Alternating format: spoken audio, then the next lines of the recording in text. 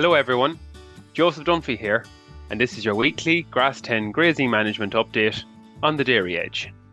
The PastureBase Ireland figures are average farm cover of 881 kilos of dry matter per hectare, grass growth rates of 13 kilos of dry matter per hectare, and the cover per livestock unit is 358 kilos of dry matter per livestock unit.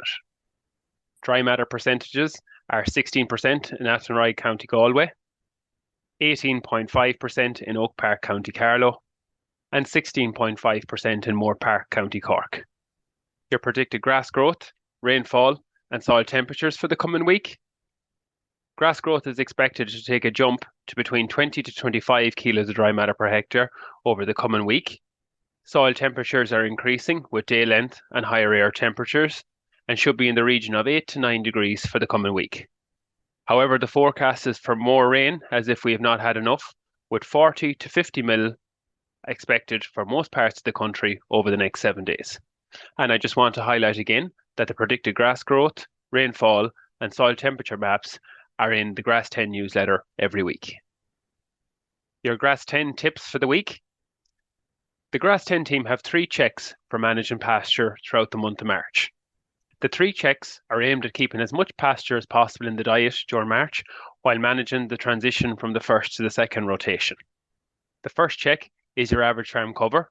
So complete an average farm cover weekly throughout the month of March. The aim is to not dip below 550 to 600 kilos of dry matter per hectare or 200 kilos of dry matter per livestock unit in early April so as to protect growth rates for the second rotation. The second check is to review your percentage grazed. There is a huge variation with percentage grazed throughout the country at the minute with the February and early March we're after having. So it's important to make a plan. So for example, if you have a 40 hectare farm and 45% grazed so far, that means you have 18 hectares grazed and 22 hectares to graze by the end of your first rotation. If you are saying the 10th of April for the start of your second round, that means that you have 0.8 of a hectare per day or 5.5 hectares per week over the next 4 weeks or 28 days roughly. We prefer to go by the week as it allows for some days with good weather getting 2 grazings in, and also some days with poorer weather where cows are housed or that they only get 1 grazing in during the day. The third check is the grass cover that's back on your first graze paddocks. This is the main guide to when you can start your second rotation. You need 700 kilos of dry matter per hectare regrowth on 3 paddocks on the 17th of March if you plan on starting the second rotation in early April. If you don't, you're going to have to readjust. The reason I say 700 kilos of dry matter per hectare on St. Patrick's weekend is to allow for 25 kilos growth on these paddocks for the remainder of March, which is 25 multiplied by 14 days, which gives me roughly in the region of 350 kilos of dry matter per hectare growth on these paddocks. And also 30 kilos of growth for the first number of days in April, which if we say 8 days by 30 is another 240 kilos of dry matter per hectare. And this gives me roughly between 1250 and 1300 kilos of dry matter per hectare on the 8th of April on these paddocks. However, it's vital to continue walking your farm and adjusting this depending on the growth rates.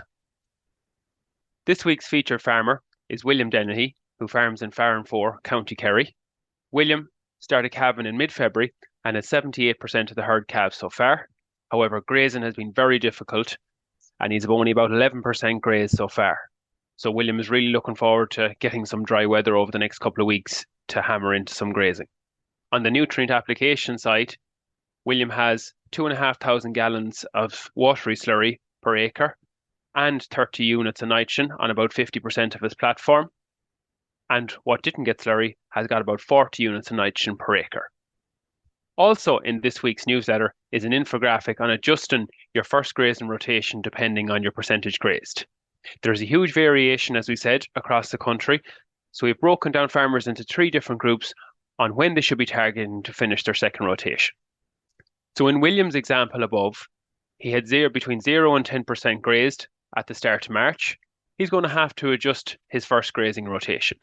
So, for example, he should be targeting 33% grazed by St. Patrick's weekend, up to 50% then grazed by the 1st of April, and a planned second rotation start up between the 15th to the 20th of April, depending on growth rates.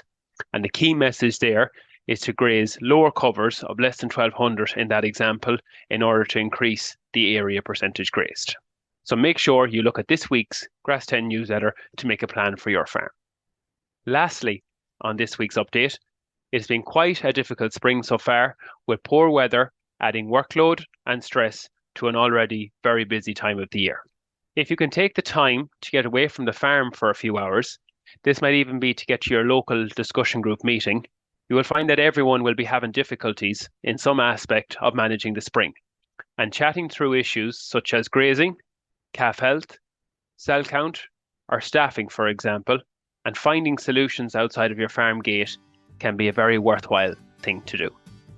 If you would like to hear more from the Grass10 team, subscribe to the weekly Grass10 newsletter, which is available on the Grass10 page on the Teagasc public website, and the link to the newsletter is also available in the description of this podcast. This has been your Grass10 update, and I'll talk to you all next week.